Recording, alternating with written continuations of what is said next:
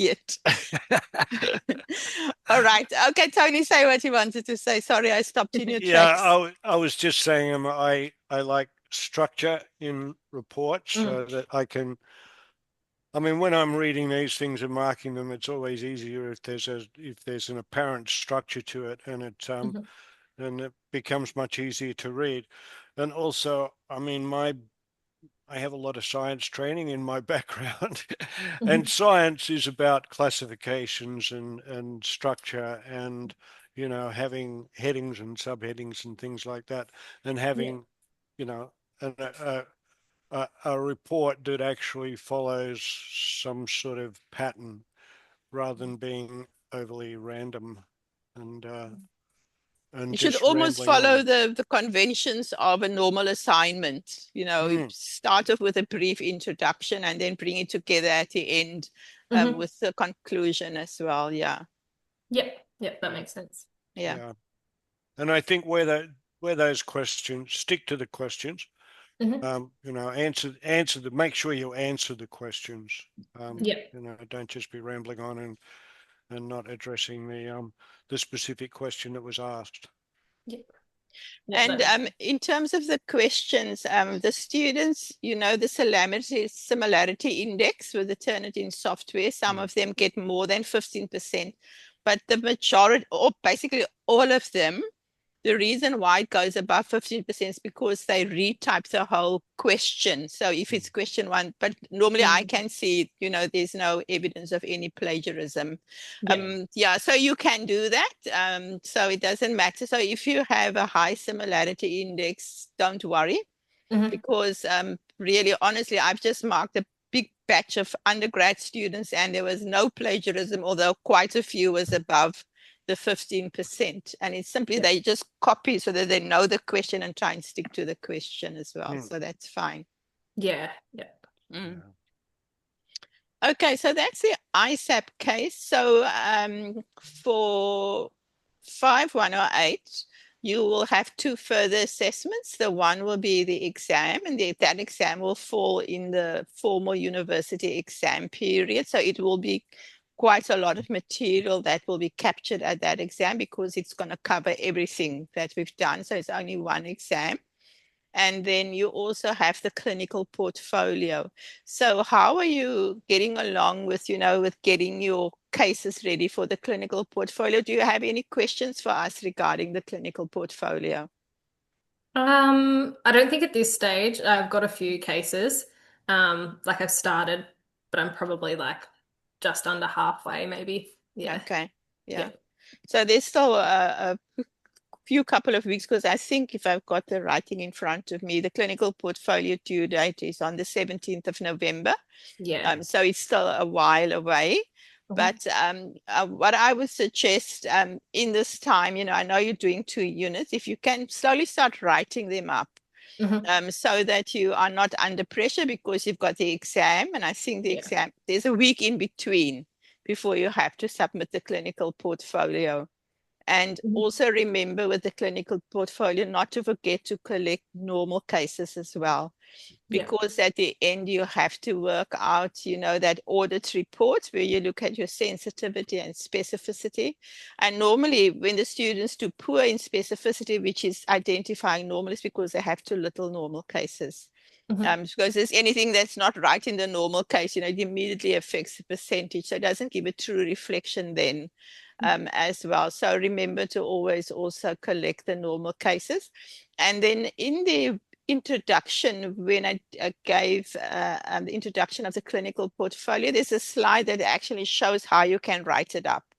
And Mm. go back to that slide and write it up in that way so that each case has got a chronological number.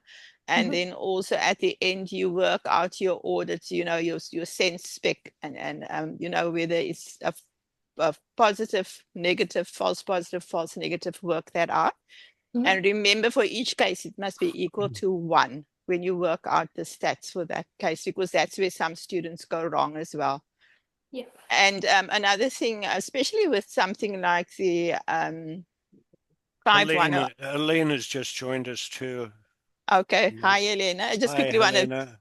just say, in terms of, say, if you have a case where you might have, say, a humerus and an elbow in one patient, write it up as two different cases, because it becomes very confusing for the students. And I can see they get all muddled up by the time they have to work out, their sensitivity and specificity between two different body regions. Rather write it up as two different body regions. Okay. Hi, Elena. Hello, everyone. How are you? We Good, how are you? good. Lovely, lovely. Sorry, I am in the middle of working. Did I miss anything important? Will this recording be recorded? A tutorial be recorded? Sorry. Yeah, we've just started recording it. We were talking a lot of other things beforehand. So Yeah, we you- did. We started, and then Imelda reminded us that we needed to record it, which we were talking about the ISAP case before this. So we've asked Okay. Emma about the ISAP case. Do you have any questions about the ISAP case?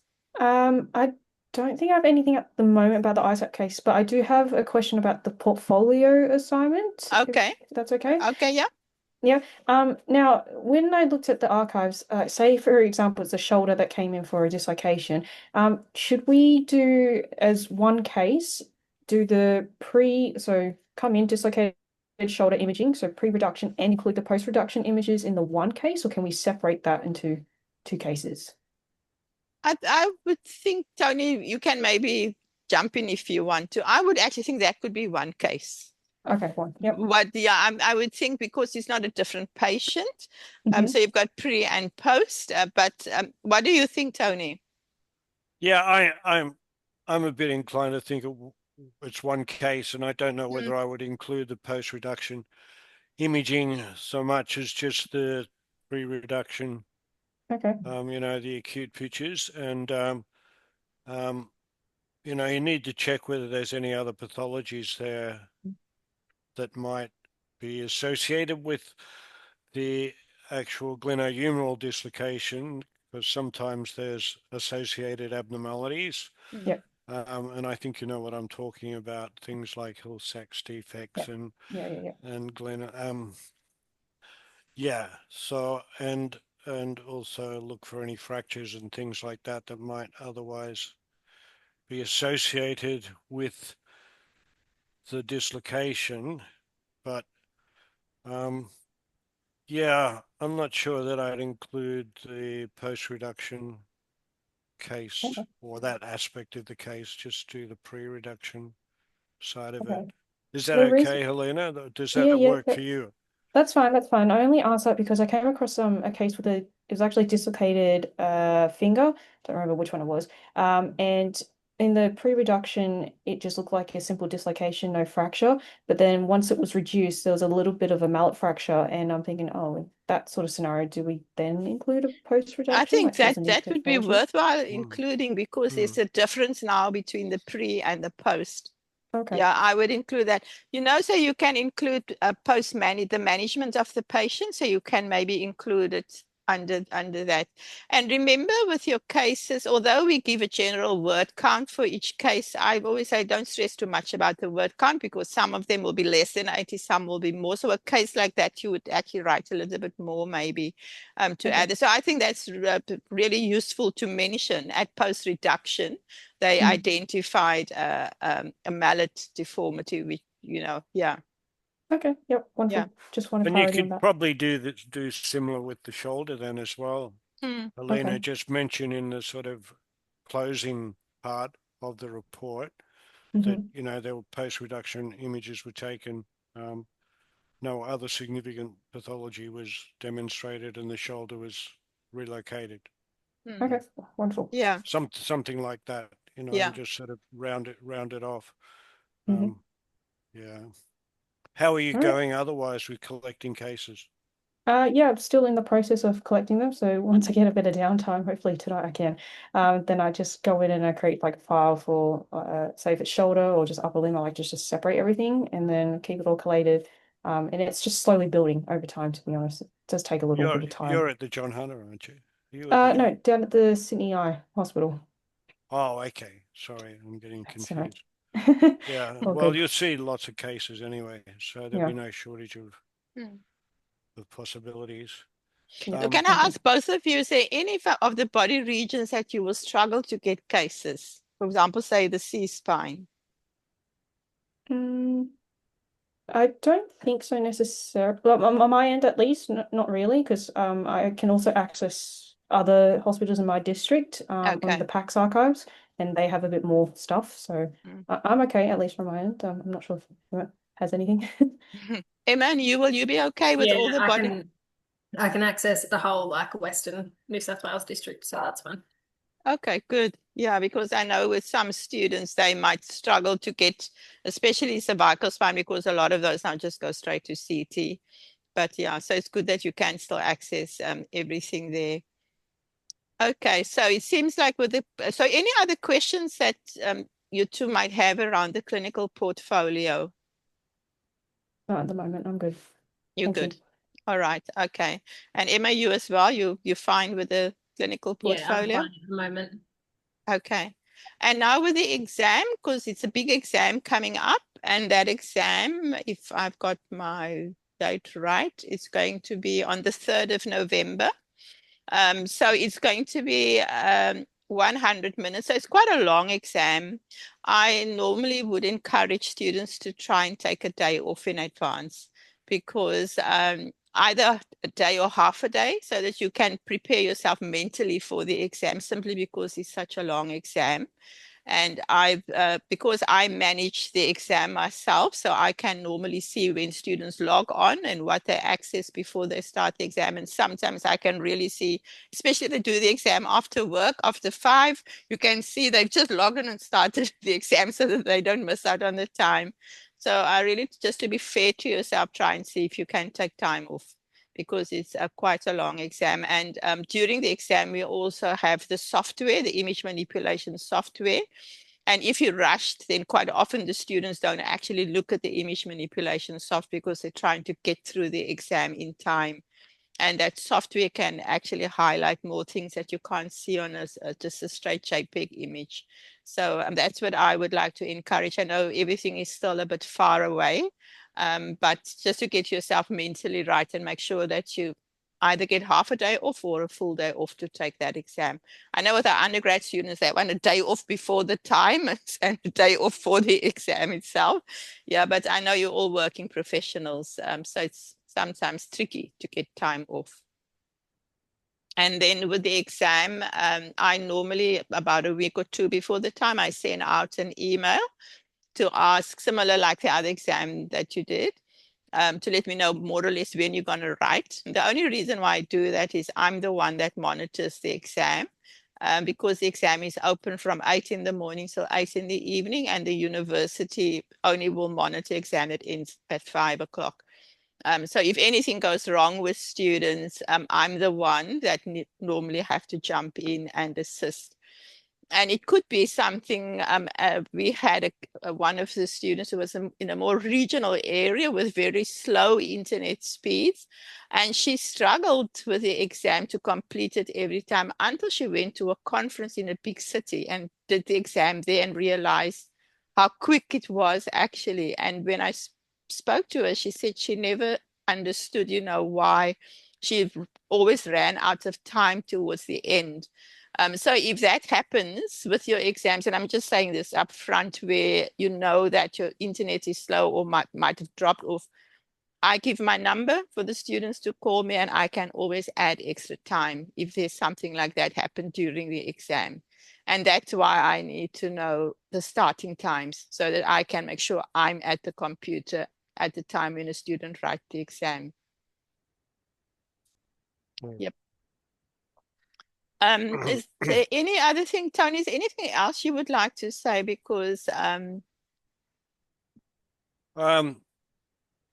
No, week 9 materials ready to have a look at, Imelda. okay. In week 9 Your fingers, material, hand, and wrist, yeah. yeah, you'll have new material in week 9 Mm. in both this course and any other course you're doing. And I've also put a link up to Collective Minds Radiology, which you might want to go and have a have a quick look at and test yourself. Even if you're not sort of getting feedback, and look, some cases and collective minds don't have any feedback on them. It's still useful for you to go and have a look at cases and just be going over in, try to stick to that process of the ABCs or ABCD, E if you're doing chess. And there's a lot of cases there to have a look at. So I've put that link up.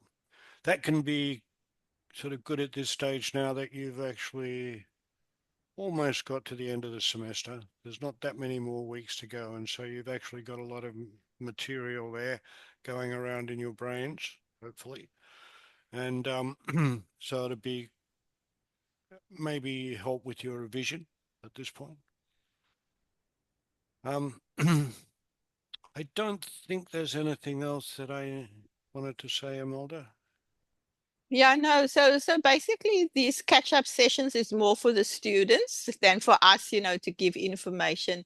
It's basically to find out if there's anything that we do or that you've experienced now during the first couple of weeks that you think we could have done differently, that you might have appreciated something differently, or if there's, these things that you think is really good and can stay this way, because that's actually why we have the catch-up sessions, is to see whether we should make any changes. But also, now both of you are radiographers, but sometimes we have other professions as well. And when they are on the catch-up sessions, it's really good for almost peer learning from each other, because their experiences are different, and like getting cases might be different for them, all those things. So it's good to learn from each other as well. So that's why we want to have the catch-up session, is to get interim feedback, because towards the end of the semester, you will get the SETU, the student evaluation surveys that's sent out to all students. And then it's too late to make any changes. So if there's anything that you think we can do differently, you can tell us now, or if you think of something, you can always email us, and let us know that maybe you should think of doing this next time, or may I suggest you do this, because it's not about us, it's actually about the students, trying to give them the best experience. Yeah. Imelda, did anybody complete that bento box? No, I checked before. I checked No. just before we came on, and I couldn't see any responses. Couldn't see any responses. Yeah. No. Yeah. So that's one of the ways we try also to get feedback. The university is very much focused on the student's voice in any of the units. How do we capture the student's voice? So, and that's why even with an online course like this, we try to get some feedback from the students as well. Yeah. So if there's anything you want to comment on, or maybe I'll ask each one of you, Emma, maybe anything you want to think that we could have done differently, or that you think is okay, or what do you think? Nothing I can really think doing differently. I think the time of the lectures are good, they're digestible, which is nice. And yeah. Okay. I can't really think of anything else. And Helena, you? At the moment, I don't have any specific negative feedback. Let's just call it that. I have more positive feedback. I think the structuring of the course is nice, where you just open up weekly content rather than hitting students all in one go. The reason I say that is because with my other course I did semester one, it was sort of given to us all in one go, and I was a bit overwhelmed, I must admit. Having it slowly trickle out to us, it just makes it easier for me to digest, number one, and then two, just plan after work how I'm supposed to catch up with the work. At the moment, I still do have a bit of catching up to do with across both courses. So there is a bit of that to accomplish. But overall, I think it's really well structured. Content is digestible as well. Lectures are in bite-sized amounts, and so I can get through it in a reasonable amount of time. A question is the feedback. I understand that the uni does like the course feedback, but then in week 8 for 5108, we also have a different survey feedback. Is that two different things that we need to do? So this one that we did, this is week 8 that you're Yeah. in now. So Mhm. the bento feedback box is to get Oh, interim feedback. okay. So that is a very quick survey. It just asks you a few questions, and it's basically a Likert scale. Takes a few Mhm. minutes to do that. And then there's one question where you can add some qualitative comments as well. It's good for us to know, as you mentioned now, what goes well, then we know we don't need to tinker with that, but there might be something else, that we could be able to improve on. We're always ready to improve, myself and Tony, and we have made changes, when students made suggestions. And that's the only way, that we know that the courses, the units that we run, is good, or there's areas that we can still improve on. So that bento box, which is in this week, and it sits Mhm. under the wrap-up section, it will take you less than 5 minutes to do that. Okay. Yep. Yeah. As I said before, sorry, I'm just catching up on content at the No, moment. that's fine. If you And if you and can the other, find if you and can the find the 5 minutes to do that, that would be good. Just yeah. We'll ticks do. box for us. And And Elena, don't feel stressed that you haven't caught up on everything, because remember, there's going to come up a mid-semester break in September when there's no classes. You can Mhm. catch up then. And then even before the exam, there's a week off before any of the formal exams starts. So if there's any catch up that you need to do, you can do that. I know there's sometimes crazy weeks with people working full time, that they really don't have time to get back to their studies. So don't feel that I've got a week to catch up. Somewhere you will be able to catch up. Okay. Good to hear. Thank you. yeah, I don't mean to make you complacent, Helena, but the like next week is week 9, and then the following week is the semester break. So Yep. Yeah, Okay. there's a yeah. week where there'll be no new material, and then week 10 starts the following week. So Wonderful. Thanks, Tony. Puts everything into perspective. We're you getting will old. have gives you a little bit of breathing space, and you've also had a little bit of breathing space around the ISAP cases as well, where we don't put, Yeah. When ISAP The CAP report, the big reports one. are Oh, due, yeah. we don't put new Yeah. material up, because we know that, Yeah. we'd like you to focus on the ISAP case for a little while. And the other So, thing for both of you, because you're not in the state of Victoria, in Victoria, we love our horse racing. So next Friday is a public holiday. oh, right. Yeah. It's Melbourne Cup Day, so there won't Yeah. be any materials on Hang that on, Friday even. So it's a hang public on. holiday for. Melbourne Cup Day can't be on a Friday. No, it's not on a Friday, but it's a public holiday in Victoria. Oh, Oh, is it? So because they start the celebrations on the Friday. So Oh, I see. the I Saturday did see that, and I is a wondered horsey run, yeah. why that. So I think the 26th of September, they call it Grand Final Day or something. So that is, the university actually recognizes that day as a holiday. They don't even recognize Labor Day or any other day, but that day they recognize. They got their priorities right. There we go. Yeah, yeah. so there'll be 6 days of no new material coming out. It's all right. It's not bad at all. Can I also add as a positive feedback is during the due dates for the CAP report, I think it has been very helpful that we didn't get new content during that week. I think that's a really good idea because I was able to focus on the assignment more and not just be overwhelmed with new material. So that's a great thing. I think it's a good way to do the Ye- course. Yeah, we do it in all of the units where we have the CAP report, which is the biggest work. That week we don't give any new materials to any of the in any of the units, because we know sometimes students don't have, although we release them at the Moodle book related to the ISAP case much earlier on, sometimes they really only start focusing on it during that week. Yeah. So yeah. It's really good. Thank you. Okay. No, All right. you're both doing well. You're both you're generally keeping up with the work and getting good results so far. So that's good. Yeah. Great. No, I'm glad that you enjoy what you're doing, because the worst thing that we can do is to let you pay for a unit and you simply don't like what Yeah. we're doing, and you actually think you're wasting your money. So it's really something that we hope that will transfer into your clinical practice, so that you can actually use those skills, and then also, transfer to radiographers around you as well, because that's also some of the feedback that we get, that some of the students who finish the course or might just finish a unit actually start, I don't know if you have in-service training sessions or something like that, actually delivering some of that material as well, which is actually what we really want.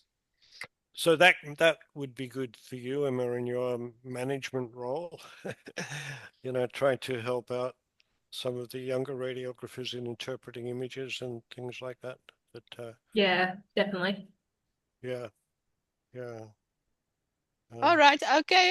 If none of you have anything, Tonya, I just want to just ask you, just give you an update on a meeting that I had.